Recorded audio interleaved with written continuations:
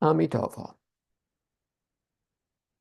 On a July night in 1984, 22-year-old Jennifer Thompson, a white college senior, awoke to find that a stranger had broken into her North Carolina apartment and was crouching beside her bed. As he began to assault her, she told herself that if she survived, she needed to identify him so he couldn't hurt any other girls. So, as difficult as it was, Jennifer forced herself to burn the details of his image into her memory. Finally, seeing an opportunity to escape, she ran to a neighboring house. The residents let her in and called the police, who took her to the hospital. When a detective asked if she could recognize her assailant if she saw him again, Jennifer replied she could. The police drove her to the station to create a composite image of her black assailant. A few days later, Jennifer returned to the police station for a photo ID session. After positively identifying a photo, she was assured that she had done great. Some days later, she returned for a lineup. Unlike what is usually depicted on television, the room allowed witnesses and suspects to see one another. Jennifer's breath was taken away as she looked at one of the men and identified him as her assailant. Again, Jennifer was congratulated. Ronald Cotton was the man she previously identified from his photo and the man whom the police suspected. A 22-year-old who bore a strong resemblance to the composite image. Ronald had heard the police were looking for him, and he went to the station to clear his name. He couldn't believe it. When they assembled a lineup, Jennifer identified him as her assailant, and the police arrested him. At his trial, Ronald pleaded not guilty.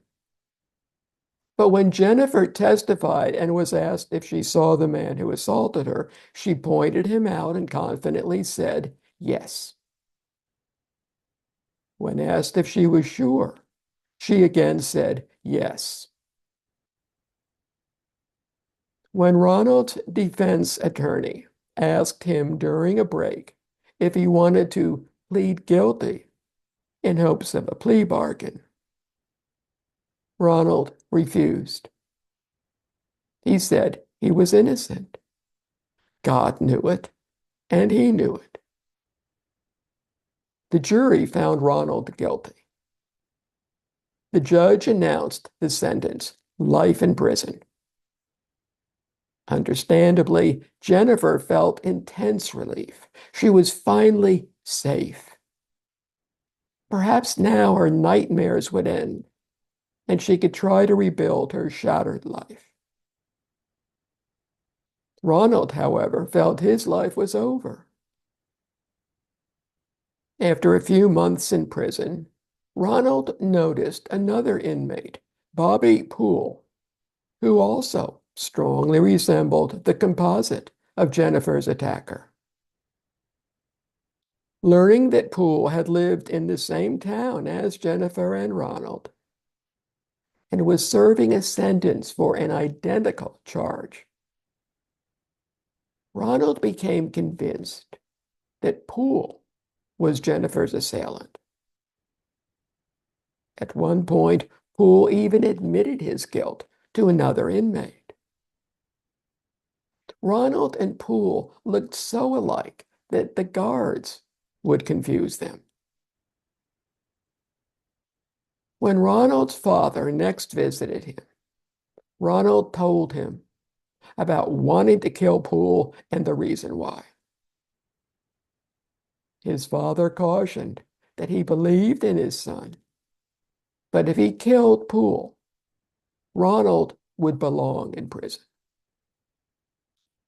The next day, Ronald dropped the knife he had fashioned down a drain where no other inmate would ever find it. 3 years after the assault, another woman who was attacked the same night as Jennifer came forward and also accused Ronald. A new trial was held at which Ronald and Poole were questioned as the two women watched and listened. Both women said Ronald was their attacker. He was declared guilty and given a second life sentence. He continued saying that he was innocent. Then, in 1995, Ronald learned that the authorities were re-examining his and Poole's blood samples, together with a remaining sample from the crime scene, using a newly developed DNA test kit. The completed tests linked Poole to both assaults. When told about the DNA results, Poole finally confessed to both crimes.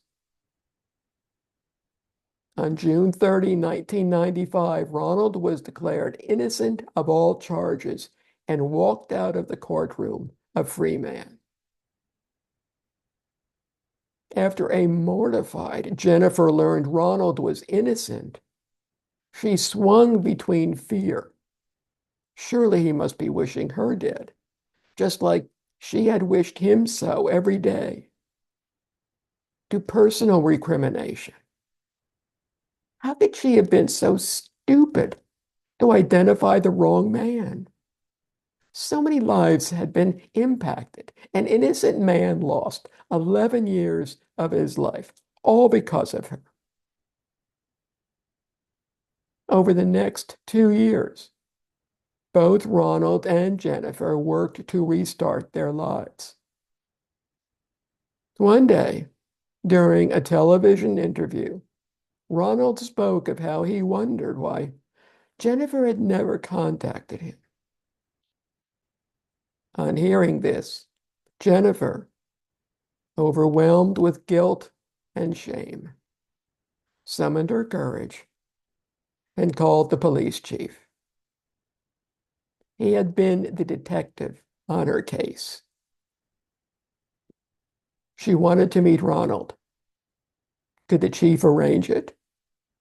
He could, and did. When Ronald and Jennifer met, he watched intently as she looked him in the eye and apologized.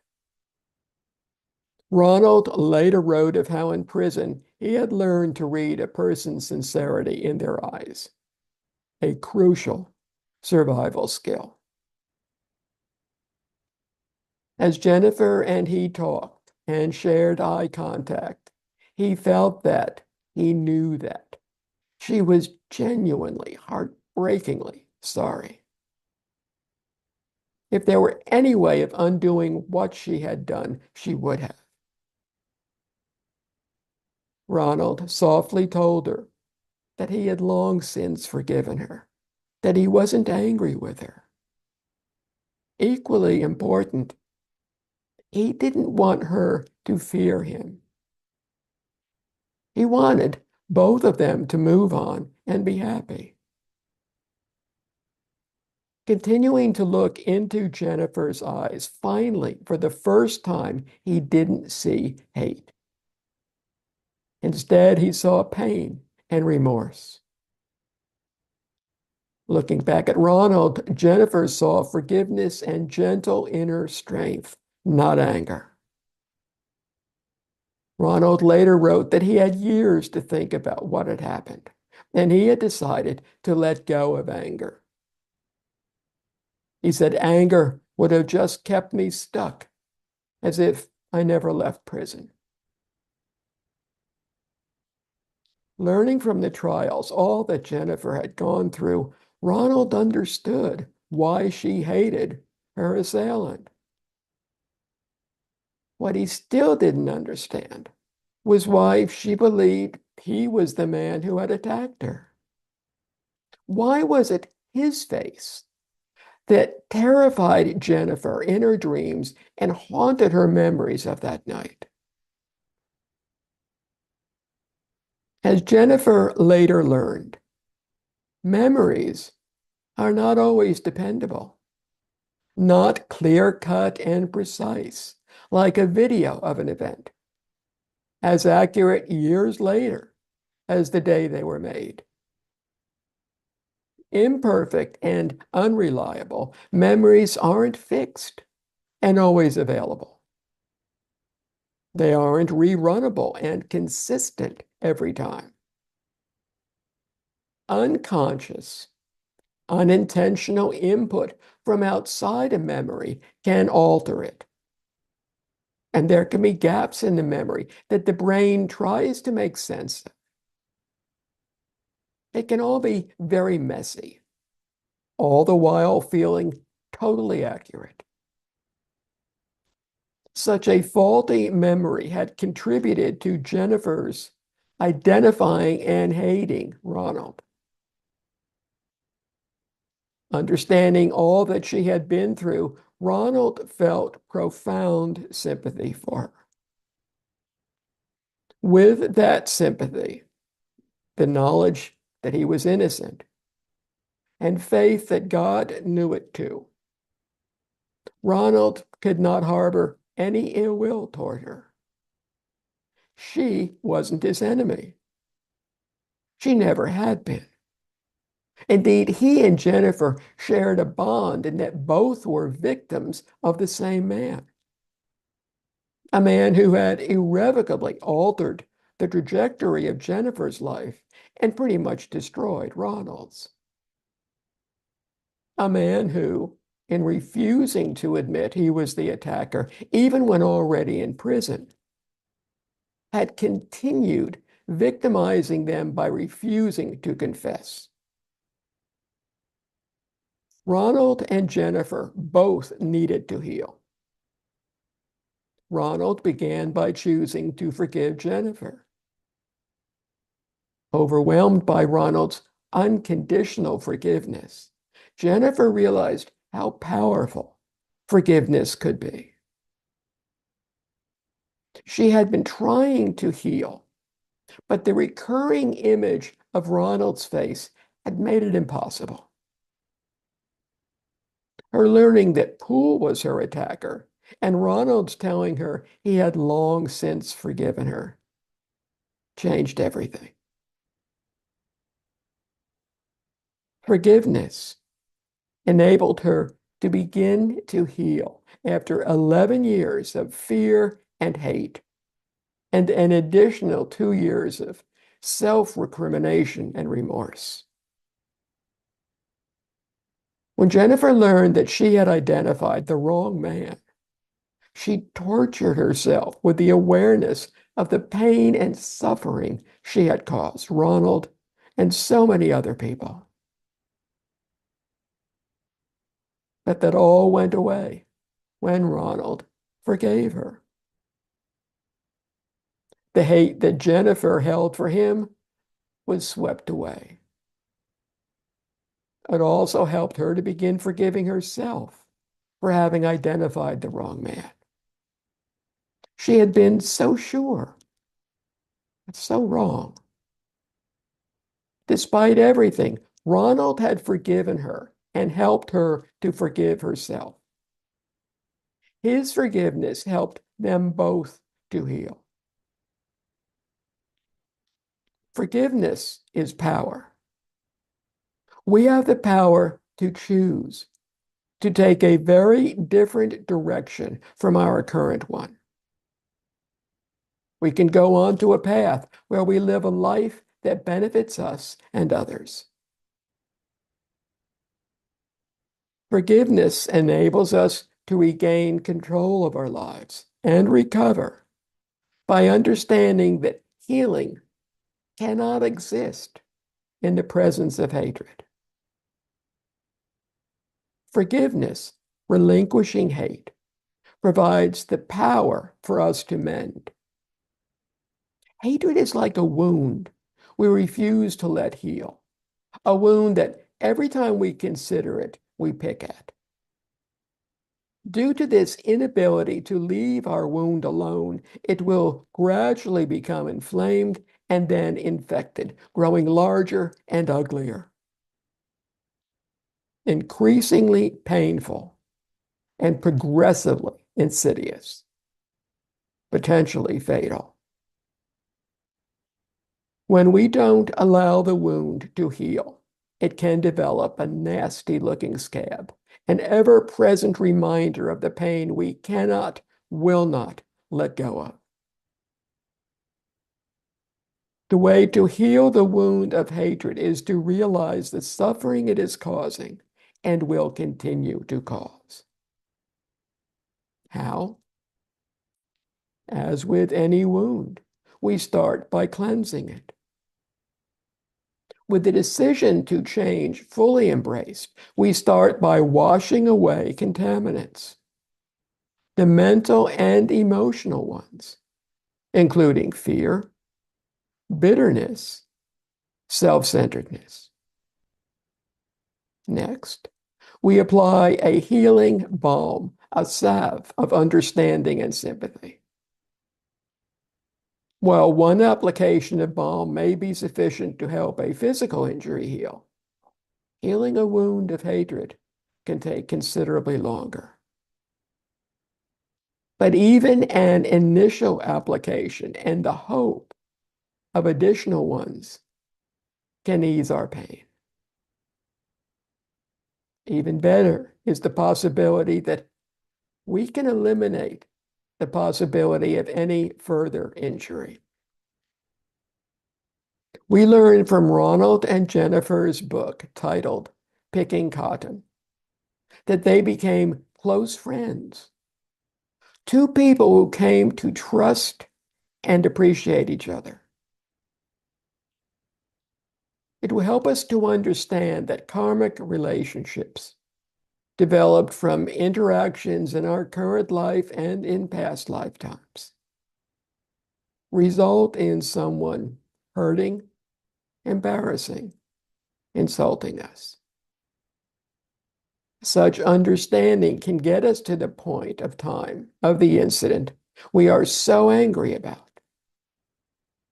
At this point, it may help to apply what we learned about the unreliability of memory.